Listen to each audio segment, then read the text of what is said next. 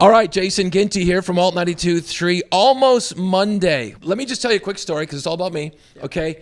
Was out skiing last fall with some friends, and I'm at the chairlift, and it's snowing like crazy. It's 2 degrees outside, right? And they've got the music piped in through the ski resort, and I'm like, cool, man, I'm just checking it out. And what comes on? The sun is shining, and I'm like, dude, wrong song. It's like brutal out here. But man, dude, I'm sitting there and we're all like doing this. We're all just like chilling. Everyone is like kind of bouncing. I'm like, you know what? It's a fun thing when you've got a song, and I'm sure when you play live, the feedback is the best part. Yeah, it's like one of those songs where we just played a gig and it was like pouring rain, like at night, and like we're singing that song and like everybody's just like into it, but you're just looking up. So sometimes it hits if it's a nice day, and then sometimes it's a bit ironic. But yeah, that's cool that you had that experience. It's a one we like. It's fun because like you know, let's go back in time a little bit because I want to find out more about you guys. You guys started out where?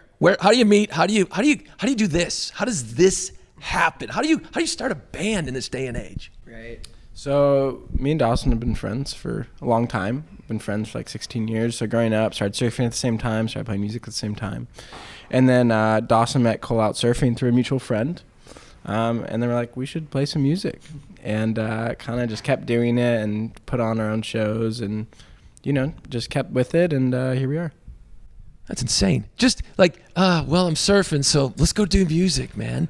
You know what's funny is like, you know, and I'm sure you guys are realizing this as you travel around playing shows, you realize every city, there's a lot of similarities to a lot of cities, right?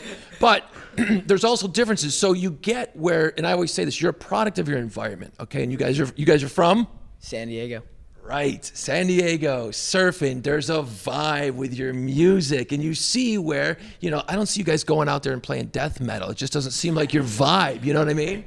Yeah, I think like being from San Diego, we all grew up surfing and stuff, and I think like our music is probably like a bit of a reflection of that, like just...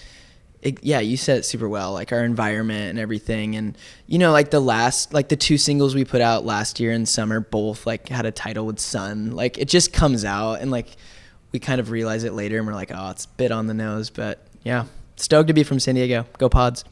That's awesome. So when you sit down to write music, okay, and I'm a fan of finding out like how does it, you know, you always hear these stories, and I'm a big fan of all this music over the years, and you always hear when a song comes, you always hear people say, you just got to be in tune and it's out there. You got to go grab it. And I've heard that from so many different people. Do you purposely sit down and go, okay, boys, today we're going to write a song? Or is it just kind of like fumbling around on an instrument and go, hey, wait, check this out? Like what is the process? Yeah. It feels pretty fumbly for us, but it's like one of those things, it's just different every time. Like sometimes like we had a song last year called Sunburn, and that one we came in with the title and we're like, we just want to write a song. Like what does a song called Sunburn sound like? But I feel like usually the other ones are kind of like, you're describing it really well. You must interview bands a lot because it really is totally that like, oh, whoa, like that line sparks this lyric, sparks this melody. And then at the end of the day, you have a song and you're like, sick.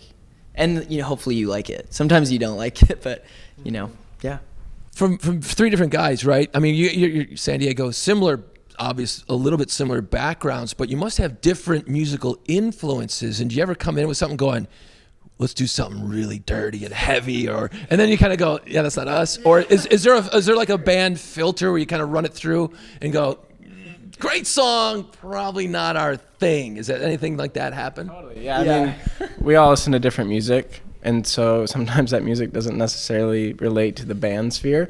But that being said, sometimes you'll bring in something really left to center, and that will help, you know, activate kind of a different idea or a different perspective, which is helpful. So nothing's off the table, but yeah, there is some type of filter of like, you know, probably not going to put out a house track anytime soon. It's like, it's kind of like a night you regret, and then the next day you come back and listen to it and you're like, whoa, that was like in the moment you're like, this is sick, and then you listen back and you're like, whoa, that's not Almost Monday. Like, should keep that in the hard drive, like never to be seen. But yeah. But sometimes you just gotta write what comes out. Right, Like totally. the day just, you know, so you come in with one idea and the day says, nope, we're doing this, and you just gotta go with it. Yeah, that's true. It's got to be fascinating because the more you do it, right? I mean, it's a craft. Songwriting is a craft. Learning an instrument is a craft. It never, it feels like a journey that never ends, right? Musicianship, okay? Is there points, and I've always heard this from bands too, is that when you're on the road, you know, you rehearse and you're like, all right, we're ready to go on the road. But then you get 7, 10 shows in and you're like, you're not even really, it's just happening. There's a certain levity or something that happens, this out of body experience. Do you find as you continue to travel, continue to play gigs, do you find that there's another level you continue to hit with your instrument or singing or songwriting? I think there's a certain time you get like just in an automatic state where you're just playing, and then thinking is the worst thing you can do. So just like sometimes I just try not to think at all and just be present. I think being present is probably the biggest lesson I've learned, just like not thinking about the next part and the next song, just focusing in on the moment, and I find myself playing my best when I do that. You're here in New Orleans, and a lot of bands will take a little extra time around New Orleans.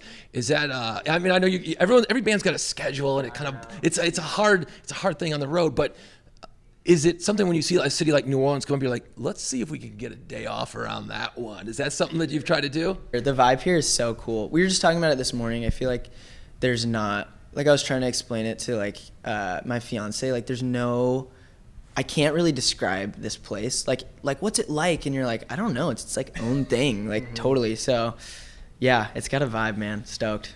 Well, if you get a chance at some point today or next time through to New Orleans, get out on Frenchman Street, go see some of the jazz and the brass bands, and next thing you know, you're going to have a horn section on the next album. I'm serious, man. It might happen. When you go see some of this, you get inspired about the New Orleans thing. So hopefully take a little time, wander around, see the sights, and thank you so much. Cheers, man. Thank Appreciate you. it.